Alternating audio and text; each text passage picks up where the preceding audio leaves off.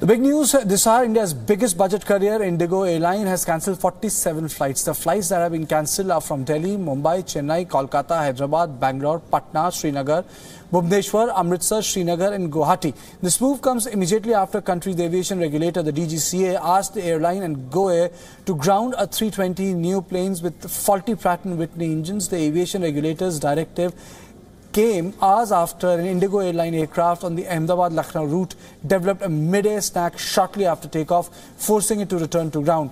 According to reports, there have been 69 incidents of engine failure in just 18 months. The DGCA directive came after the European Safety Agency raised safety concerns over Airbus A320 neo planes fitted with 5 different Pratt & Whitney engine models bearing an engine serial number ESN 450 last month.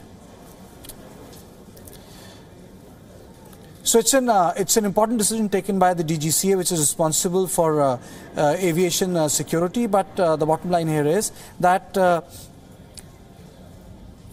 planes have been grounded.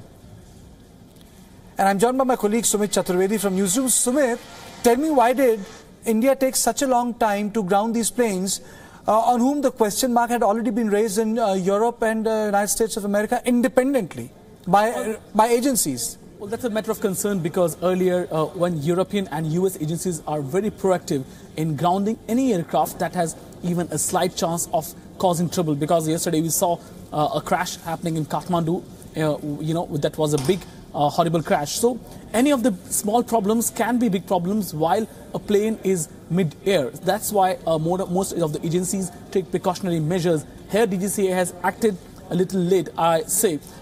But yes, they have acted after many engine failures. Mid-air engine failures were reported. Yesterday's incident, when an Indigo flight was going from Ahmedabad to Lucknow, had to come back to Ahmedabad airport after being in air for 40 minutes. This is a matter of concern, and after that only it reacted. And the Pratt & Whitney engine problem is also not very new. It's been going on from 3 to 4 years. It's not very new problem. Pratt & Whitney engines, it's well known that their engines are having problems, and Pratt & Whitney often keeps on telling airlines that this is not possible, that they are coming up with overall improvements to the engines. So they should have kept in mind. Having said that, Indigo and Go Air now have grounded planes, leading to cancellations, but DGCA should have acted proactively in this incident. But what happens with Indigo, in terms of the business as the aviation industry is, either you owe them or you lease them.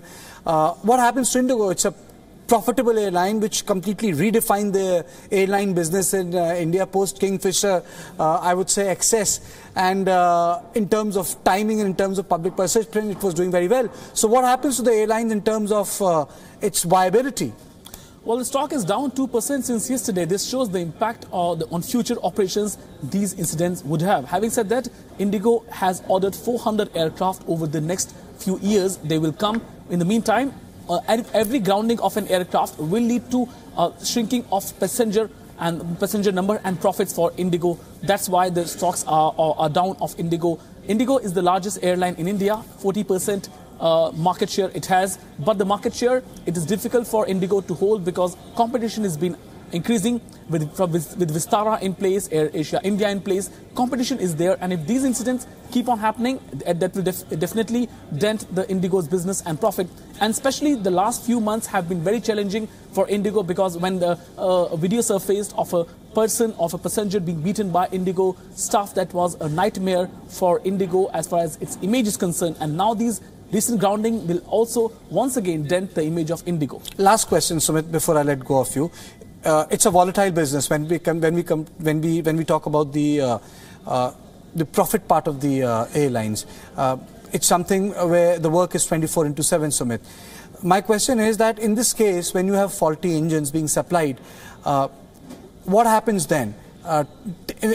Completely from the technical point of view, is it something which remains with the company, or what has the Whitney, the original manufacturers of the company, said? Will they be replaced? Will they be changed, or will they be modified? What happens? Well, generally they are they are sent for servicing, or actually engineers come and service these engines, or they are replaced altogether also. But one point here is also that sometimes airlines make huge profits because of these problems, because there are insurance clauses. Insurance clauses, they actually allow airlines to reap huge benefits because of these problems. Indigo can go to Pratt & Whitney and say that they have the engines, faulty engines, have caused so much of loss to the airline, so they should be compensated. And in these cases, it happens. Remember the case when Boeing deliveries to Air India were delayed, the 25 airplane delivery.